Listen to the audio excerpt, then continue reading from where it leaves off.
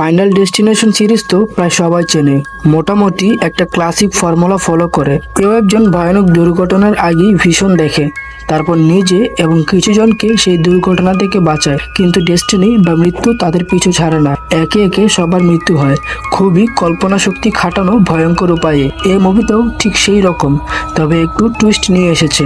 Blood lines নামটা শুনি বোঝা যায় এবার শুধু দুর্ঘটনা আর মৃত্যু না, এর সাথে পারিবারিক ইতিহাসও জড়িয়ে আছে। মানে লিনা নামের যে মেইন ক্যারেক্টার আছে, সে জানতে পারে যে শুধু সে না, তার পরিবারও আগেও এই ধরনের কিছু মুখোমুখি হয়েছে। এটা সিরিজের জন্য নতুন একটা দিক। গল্পটা শুরু হয় পাহাড়ি রোডে একটা বাস ভ্রমণের মধ্য দিয়ে।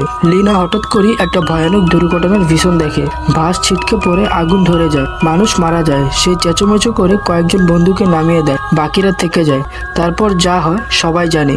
যারা বেঁচে যায় তাদের উপরই মৃত্যু ধীরে ধীরে ফিরে আসে। এখানেই শুরু হয় আসল খেলাটা। লেনা বুঝতে পারে ঘটনাগুলো কাকতালীয় না, তার দাদির মৃত্যুর কেসেও অনেক মিল আছে। সে খুঁজতে থাকে পুরনো রিপোর্ট, ছবি, রেকর্ড, কিছু ক্লু, যেগুলো আস্তে আস্তে ওকে বুঝিয়ে দেয় এটা একটা জেনারেশনাল ব্যাপারও হতে পারে। এই সিরিজের মূল আকর্ষণ সবসময় মৃত্যু দৃশ্যগুলো হয়ে থাকে, আর এতটা ক্রিয়েটিভ আর টেনশন ভরা হয় যে আপনি না চাইলেও চোখ বড় বড় করে তাকিয়ে থাকবেন। এই মুভিতেও সেটা ঠিকই আছে, তবে আগেরগুলোর মতো অত রক্তারক্তি বা গড়ি না, বরং এবার একটু বেশি সাসপেন্সফুল।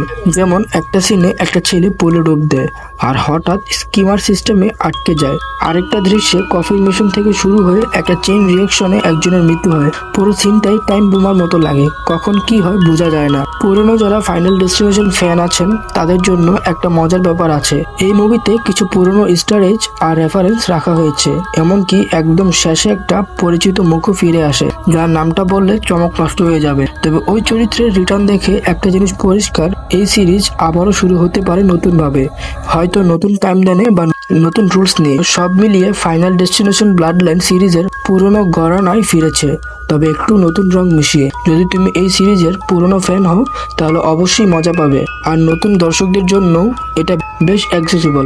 ভালো লাগবে যদি থ্রিল, সাসপেন্স আর একটু হালকা নস্টালজিয়া পছন্দ করো। আর তুমি যদি আগে কোনো ফাইনাল ডেস্টিনেশন না দেখে থাকো তাও এটা দিয়ে শুরু করতে পারো। পুরনো রেফারেন্সগুলো না জানলেও পুরো গল্পটা বুঝতে সমস্যা হবে না। দেখে ফেলো পপকর্ন রেডি করে। আর যদি কারো কোনো মৃত্যু সিন তোমার প্রিয় লাগে জানিও।